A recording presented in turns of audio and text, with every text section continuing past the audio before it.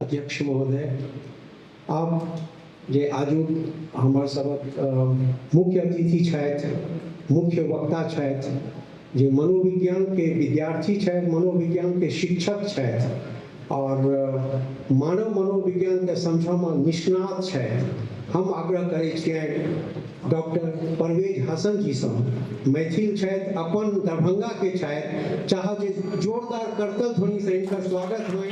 Doctor Parvez Hasan.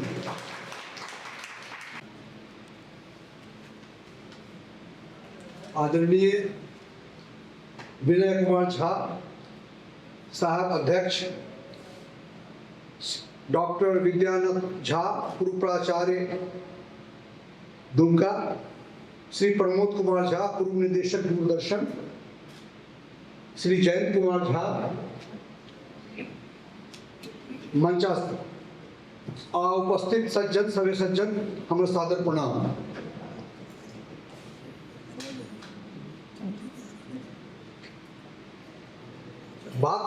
बात शुरू करने के पहले एक माफी मांग ले कि मेरी मैथिली बहुत अच्छी नहीं है, अगर गलती हो बोलने में तो माफ कीजिए।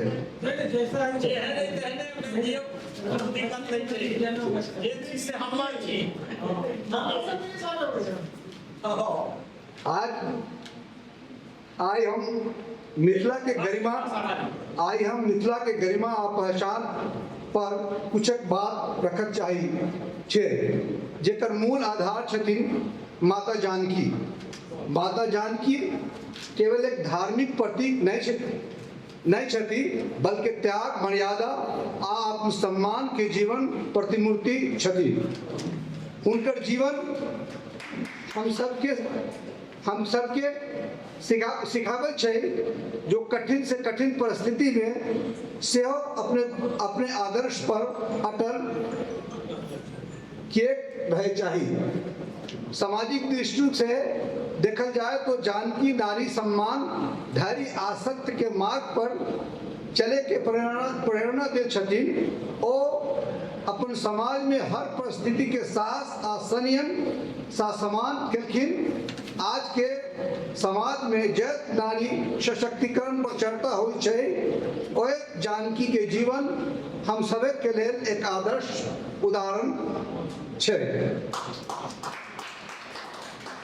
सांस्कृतिक रूप से मिथिला के हर परंपरा, चाहे वो मधुबनी चित्रकला हो, लोकगीत हो या विवाह संस्कार, सभी में जानकी की छवि स्पष्ट दिखाई छे।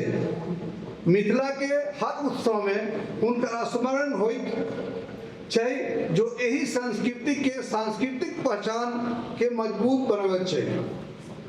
वैश्विक स्तर पर से रामायण के माध्यम से जानकी के आदर्श पूरे विश्व में सम्मानित है।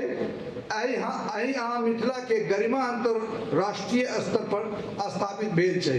जानकी केवल मिथिला के नहीं बल्कि संपूर्ण मानवता के प्रेरणा स्रोत छथि। अंत में हम इतना कह चाह कि जानकी केवल अतीत के स्मृति नहीं छथिन, बल्कि वर्तमान और भविष्य के लिए प्रेरणा स्रोत छथिन। अगर हम उनका आदर्श के अपन जीवन में अपनाई छे तो समाज में शांति, सम्मान और नैतिकता के स्थापना अवश्य होए। धन्यवाद।